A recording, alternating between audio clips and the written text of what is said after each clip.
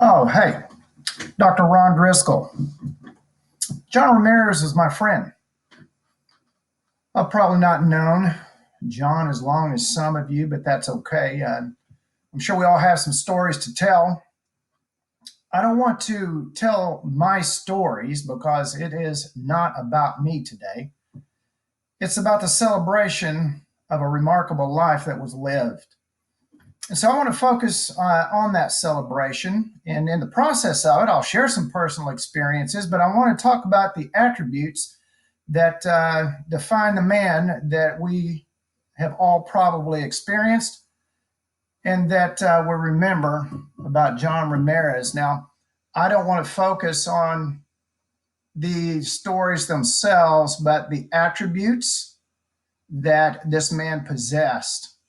What you're not going to hear any platitudes tonight or today.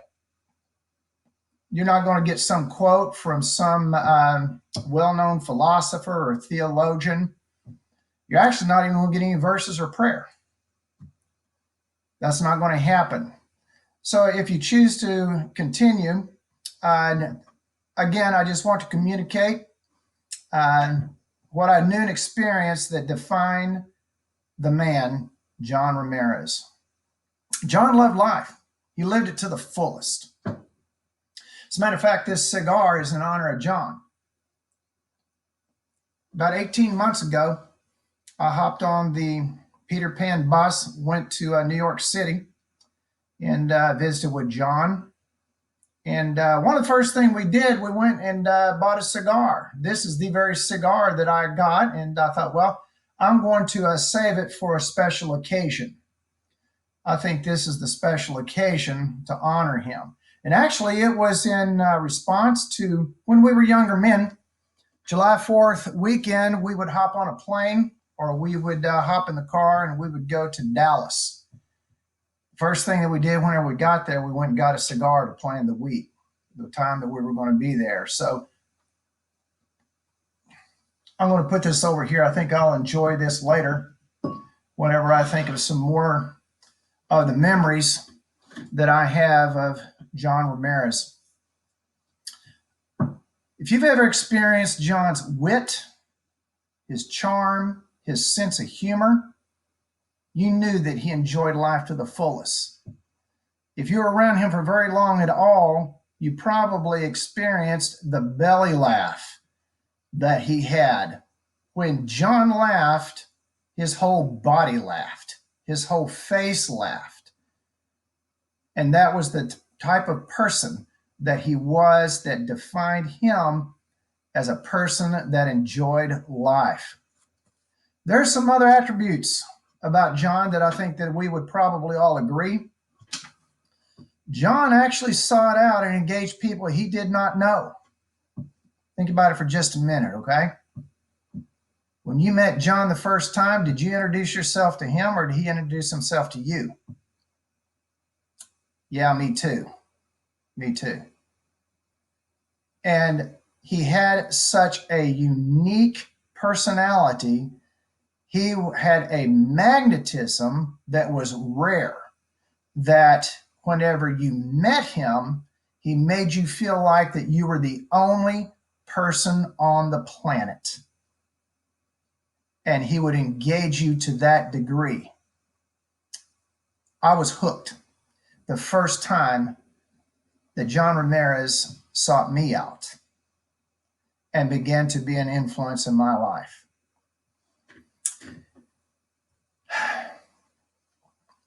Whenever he sought me, I was trapped. Now, let me tell you why, okay? Because John was a magician. Now, I'm not talking about the type of magician that's going to do a card trick, pick a card, any card. No, he was a magician in the sense that he would take a teachable moment and you didn't know that it was happening. You may have been engaged in something over here. It might have been an experience. It might have been, for crying out loud, heaven forbid, a ping pong game that you thought you were engaging in. And I was no different. Give you an example of how he actually was a magician and maximized teachable moments to the fullest extent. Did it like no other. I remember about this time of the year, actually, because John and I were Christmas shopping in Oklahoma City at Crossroads Mall. Don't even know if the place still exists or not. But we had gotten so many presents, we decided to take them to the car, put them in the back seat of the car, and go back in and finish our shopping. So we did. Whenever we came out, of course, both of the front doors of this four-door car were ajar, and we opened it and noticed very quickly that all of the gifts had been stolen. So we were disappointed, but we put the ones that we had come back with in the trunk this time, and we started to drive back to his home. And we began to have some conversation that wasn't even related to the incident that just happened. And he was like, "Hey, Rondo, got a question for you. How would you describe the individual or individuals that you think stole these presents?" No, well, John, that's easy. They were probably between ages 15 and 26, male and black. So we kind of chuckled a little bit, and he drove in silence for about another mile and said, "Driskell, you're racist." "I'm not racist. I love everybody." "You're racist." "I've got friends that are black." Let me tell you something, buddy. You did not witness an event, and yet you still blamed a black man. I was stunned. I was stunned. And so I'll spare you the details of events that had even led up to that and events that had taken place after that, that he began to shape an attitude, an outlook, helped me to understand and to see that I grew up racist and never even knew it. But it embarked my life upon even a deeper relationship. Not just a relationship with John, but a relationship with God. That was the magic that John Ramirez possessed. My guess would be that there's probably some of you that have experienced similar attributes of this incredible man. John loved music. Of course, he was born in the 50s and grew up in the 60s. So John liked 50s music. And I always thought that his favorite group was Peter, Paul, and Mary. He loved Peter, Paul, and Mary. They drove me crazy. They were boring as far as I was concerned. But I found out later that that was not his favorite group. His favorite group was Jerry, John, and Mary. Yeah. Lifelong friends that he had, that they had formed the group. And I hope that you had an opportunity to experience Jerry, John, and Mary, that trio, because I know that John loved them. They were very significant parts of his life. And I know that he took every step to be able to still stay up with that group and the individuals that made up that group. You may have known John as a director of one of your college singing groups. You may have known John as a musician on staff. You may have known him as someone that was directing a choir. But if you knew John for very long at all, you knew that he loved music. And that was an attribute as well. It was a skill that he also used to be able to be an influence in the lives of people. John was a very forgiving man. He was incredibly forgiving. I remember whenever I was a young man, John and Anna had just bought a brand new Caprice Classic. Now, being the lover of coffee that I am, I had a big thermos that I would carry around with me. John drank coffee as well. And I remember I did not get the top on that thermos very tight, and I put it down on the floor of his brand new car, and all the contents leaked out on his new carpet in that new car. What do you think? Do you think John was angry? No, no. John was very forgiving. So, Rondo, we'll get up here and we'll get that cleaned. Don't worry about it. I hope that you have experienced some of the forgiveness that was a part of the embodiment of this fine individual. John was a very compassionate person. I remember 1984 OU Nebraska game, Norman, Oklahoma, and we got there. We were prepared because we knew that there was going to be some freezing rain that was coming in, perhaps even snow. And we were sitting in the stands, and there were some college students that were in front of us, probably 4 or 5. They had driven down from Nebraska, and of course, the freezing rain started. They were in short sleeves. So, believe it or not, John engaged those college students from the University of Nebraska and asked them if they had coats. Of course, they had none. He said, I can't believe you didn't bring something. And they were like, well, this is Oklahoma. This is in the South. I thought we all thought it was warm here. So we sat there for a while, and John took off his coat and gave it to him. So you think I'm going to sit there and warm and dry in mine? No, I followed suit. That's the type of leader and the influence that he had. We sat there for a while longer. He said, come on, Rondell, let's go. We're going to the car.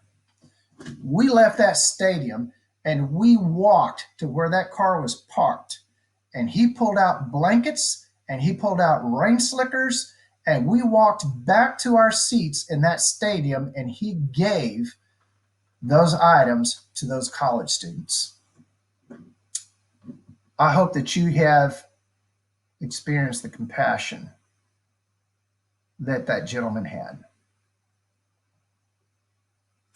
John loved his family. One of his greatest attributes, he loved his family.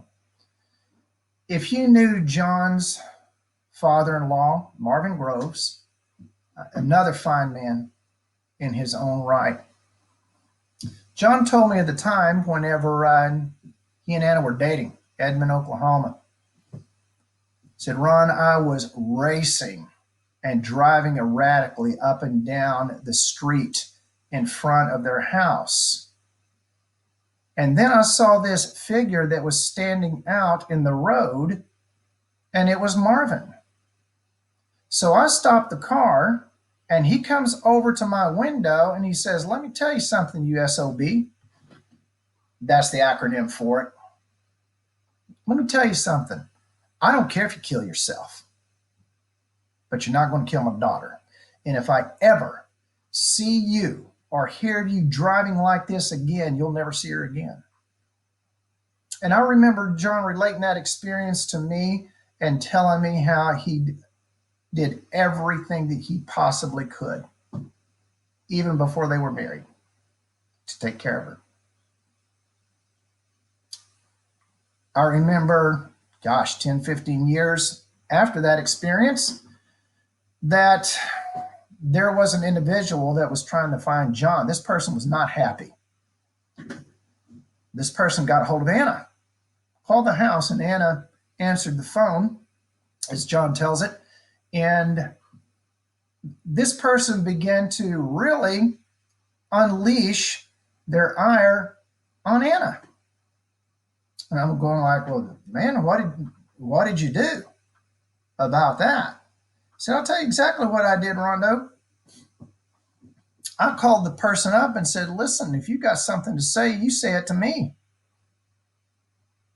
And part B to this conversation is, don't you ever talk to my wife like that again.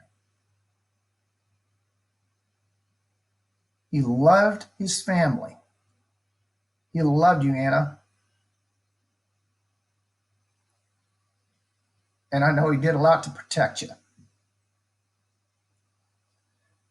When I would go and visiting in New York, very quickly our conversations would turn to David They would turn to Eli, Sophia, how talented they were, how funny they were. And you would probably agree that if you've got Ramirez blood or been around him for very long, that you've got some wit and humor about yourself. And he would tell me about the successes of Melissa. He would tell me the successes and how proud he was of Mark and how much he loved his family.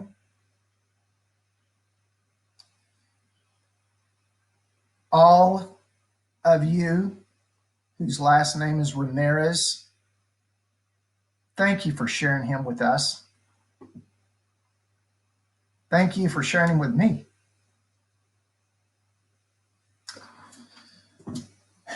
How do you honor a man that embodied such character and attributes? You know, it's not about dying. I know that John is gone. It's not about dying, it's about living. And that man lived. And the man lived on a philosophy that I want to adhere to, that I want to continue to exemplify in my own life. I want to look at myself, and I want to encourage you to look at yourself. I want to look at myself today and say, all right, now what are you going to do? What are you going to do? Here's my encouragement. If you want to continue to live even after you've died, you invest yourself in people, not things. If you want to honor this man and this family, then I want to encourage you to join me in investing in others. Thank you for your time.